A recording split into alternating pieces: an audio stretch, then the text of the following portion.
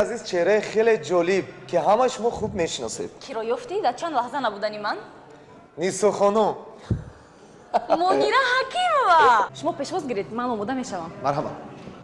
منیره حکیمова چهره نمایان تلویزیون و سینمای تاجیک. السلام علیکم. نظم شما. معلم سالن میلادی مبارک باشد. نور دیده تاجیسر. مرحبا معلم عزیز. شما دیدید که شما امروز وقتی خود دریغ نداشته اومدید. در برابر همه چهره‌های نمایانی که امروز مهمانی سفینه بودن و طریق شبکه ما هموطنان رو تبریک کردن، ما جای شما رو خالی دونستیم. گفتیم که حتما شما هم باید باشید. تشکر، سزاواری باوری شما شدم. همین سیری زیبایی شما در چیست که امروز از دهن در آمدید؟ راستی جای پنهانی نیست. بسیار در حیرت موندم. معلم همین خیلی زیبا. همین خیلی من نمیدونم یک نور. سیرش در چی؟ تخمینه جان، من باوری کامل دارم که هر یک شخص ایجادکار، هر یک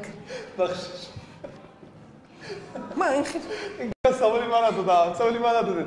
من خواستم یک سوال من جواب من خطا کردم، گفتم فکر کردم. معلم سوال من جواب داد سیری زیباییتون.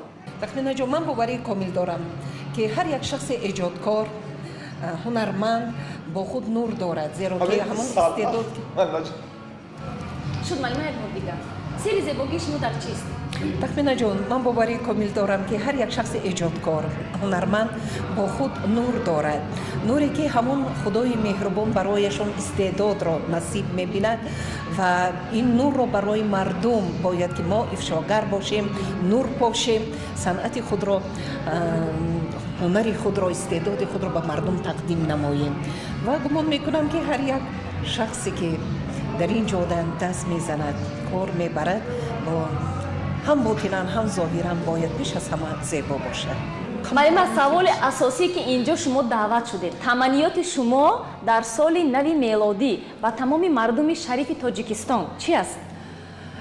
من گمان میکنم که سالی که سپری میگردد سال پربرار بود، سال پر از هنر، سال پر از نتیجه های بزرگ ورزشی، سالی که فیض آورد، برکت آورد به خاندان مردم و در آمد سال نوین باز مردم امید و آرزوهای شیرین میکند و دست به دعا میبرد که در خاندانش بیش از همه آرامی و آسایشتگی، سیری و پوری، بخت و سعادت حکم فرما باشد.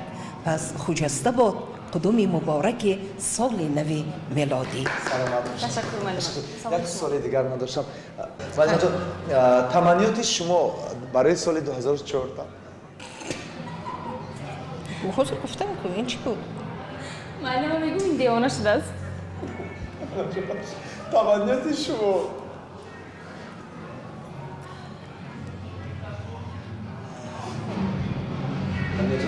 این چی بود؟ تمنیات شما برای مردم شریف تاجیکستان. بگذارم اقبال امید و آرزوهایشان بالافشان باشد، بالافشان نه از نمتید سلام. تمنیات شما در سال 2014 به مردم شریف تاجیکستان. بیش از همه خوشبختی، آرامی و آسایشتگی هر یک خاندان و همون امید و آرزوهایی که در دل داریم که تاجیکستان ما باز هم قدم‌های استواری خود را در عرصه بین المللی گذارد و امروز شکر زندگی، شکر رهبریت دولت که در حیات سیاسی تاجیکستان باز یک پیغام های نیک به عمل آمدن، یعنی که ما را بشریت جهان شناختن و به چندین پدیده های نیک سیاست خارجی تاجیکستان پیشنهادهای بچه خیلی میکنه تو طلب شد هیچ نیست اونجا. تمنیات شما در سال نو میلادی؟ پیش از همه آرامی و آسایشتگی، بخت و سعادت هر یک خاندان تاجیکستانیان و آن امید و آرزوهایی که مردم در دل پروریدن خدای مهربان برایشان عملی گرداند و هر یک مردم سالم فکری کهندیار تاجیکستان آرزو دارد که تاجیکستان ما را همه بشناسند و در عرصه بین المللی اون قدمی که گذاشتن سال تا سال ما را پذیرفتند و به ما نیز بها دادند. یک سال دیگر من مسئول آخری تمنیات روزه شما بود. این چو این خیلی؟ به جدی سوالید تمانیتی توزیع شما اینش توزه نبود چیرتینش بود مالا جان تمانیتی شما در چی برنامه؟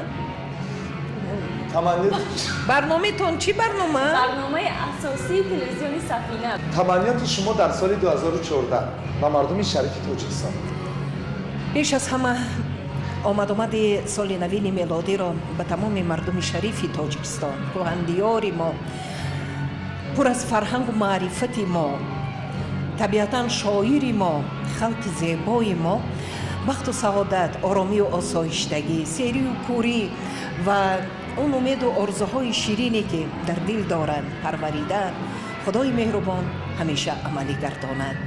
وقتی آور و مددگارشان باشد و تمنای آن را دارم که تاجیکستان که قدم استوار خود را سال تا سال استوارتر میگذارد در عرصه بین المللی، انا همین نفوذ و شکوه و شهامتی تاجیکستان را از دست ندهند.